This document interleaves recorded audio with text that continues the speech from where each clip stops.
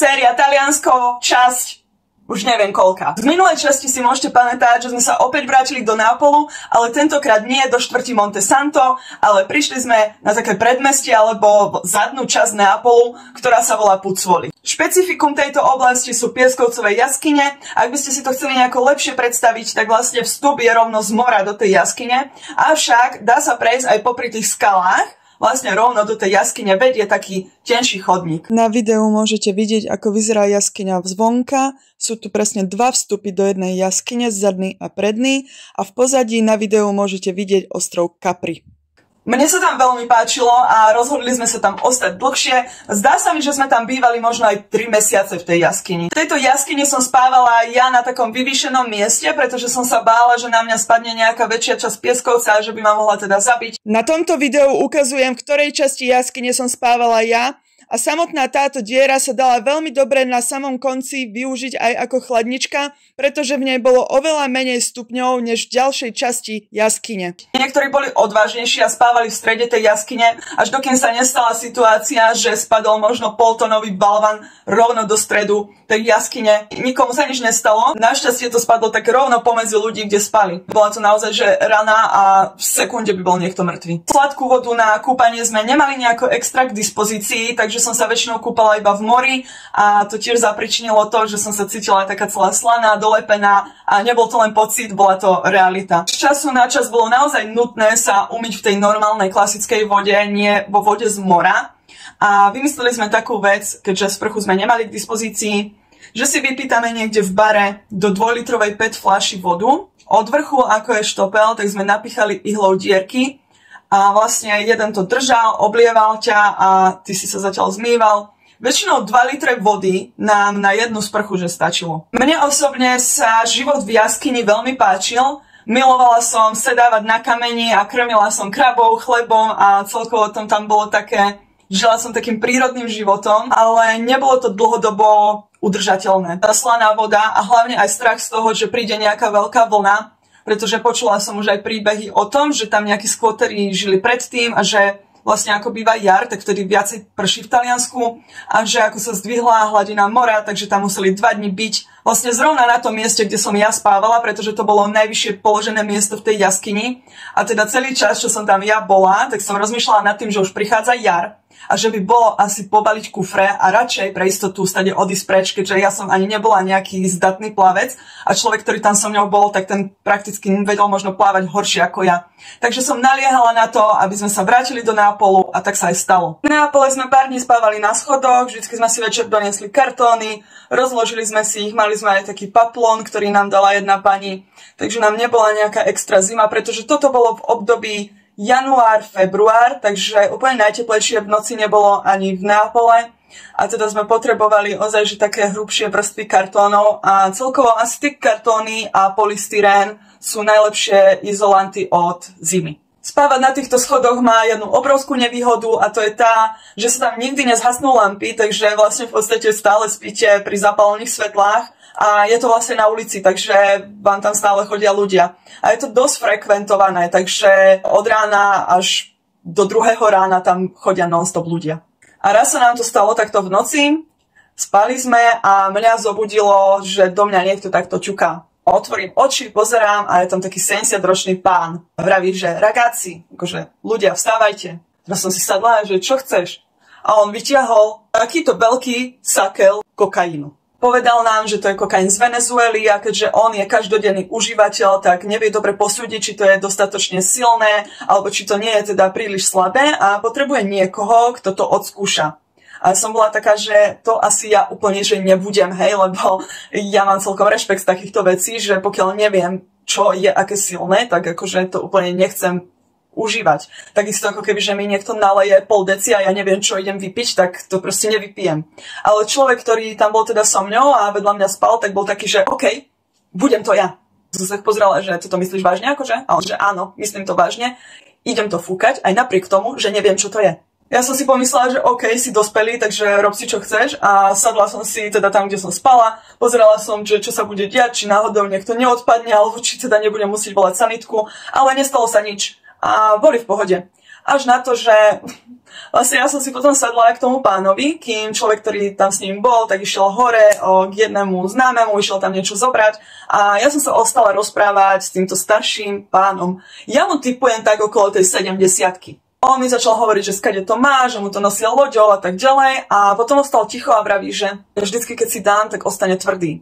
A akože ja som vtedy až tak úplne nevedela taliansky. Hej, a že čo je tvrdé? Nechápala som a on si normálne akože chytil v nohavici, mal ho v nohavici a chytil si ho a on, že je tvrdý ako kameň a takto si búchal do kokota. On tvrdý je ako kameň a ja, že dobre. On to vôbec nemyslel nejako tak, že by som ňou chcel niečo mať, ale on sa chcel len pochváliť. Chyť ho, že vidíš, ale nemal tam ten podtón, že poď mi s ním niečo robiť. Nie, on sa chcel len čisto pochváliť. A ja, že áno, vidím, ale že chytať ho úplne nechcem. A on, že fakt, že chyť si úplne po piči tvrdý je. A ja, že dobre, v poriadku.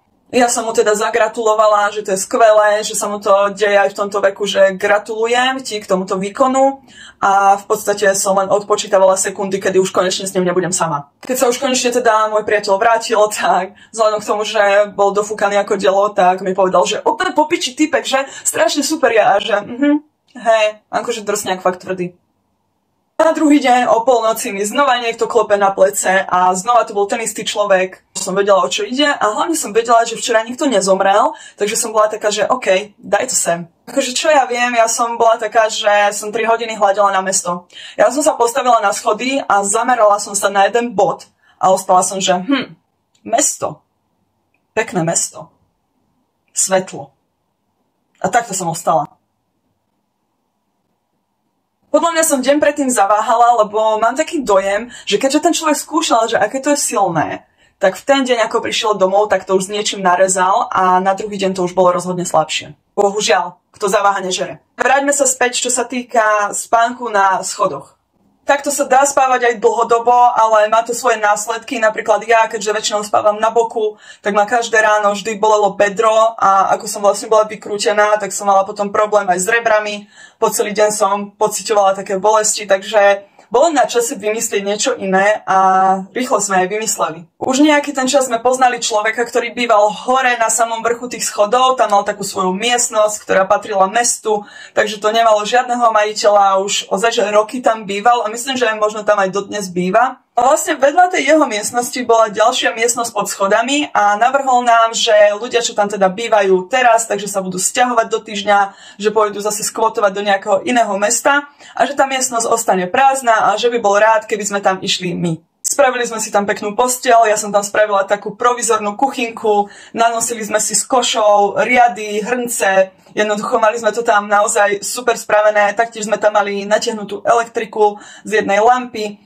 a nakoniec som si kúpila aj taliansku SIM kartu a mala som aj internet. Pod tými schodami sme sa naozaj zabývali a strávili sme tam myslím, že aj 2 roky. Po operácii, ktorú som mala vo Formii, som si uvedomila krehkosť života a začala som si aj zapínať tú slovenskú kartu, začala som byť v takom letmom kontakte so svojou starkou a vlastne v období, kedy som začala bývať pod schodami, tak mi navrhla, že by mi zaplatila cestu tam a späť, že ma chce veľmi vidieť. Myslím, že bola streda, kedy som jej napísala poslednú SMS-ku, že na druhý deň pôjdem na stanicu a kúpim si teda lístky do Bratislavy. Ona mi aj poslala na to peniaze. A ráno o 5:00 ma zobudil priateľ, že mi prišli 2 SMS-ky, v ktorých bolo napísané, že starka zomrela. Nedokázala som ani uveriť tomu, že sa to stalo, takže som spätne začala volať o mame aj môjmu strýkovi a rozprávala som im, že im ukradli telefón a že jednoducho tú SMS-ku nepísali oni, že starka žije a naozaj, že som dostala záchvat, proste som sa hodila o zem a revala som hystericky.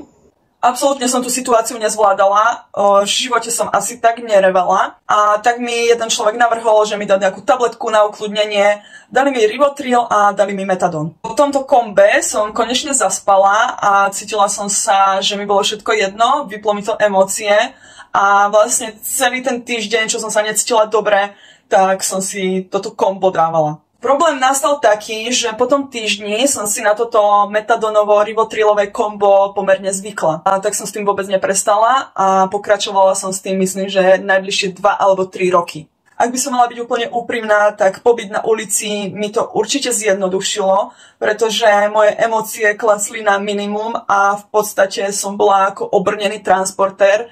Mala som väčšiu výdrž, nič ma nebolelo emočne ani fyzicky a jednoducho som si začala ten život na ulici viac užívať. A potom sa stala vec, kedy som si myslela, že opäť zomriem. Alebo dostanem besnotu. V jednu noc ma zobudil priateľ a mal na komplet krvavú tvár. Od nosa dole mu to stekalo až po krku.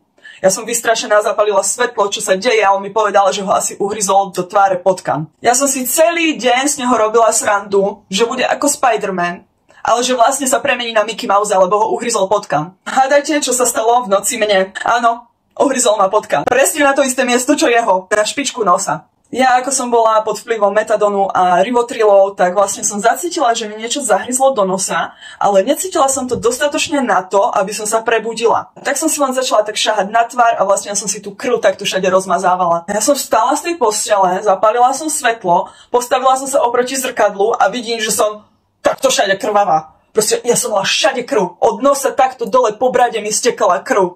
Takto som ostala hľadiť na to zrkadlo, že čo sa stalo? Zomieram?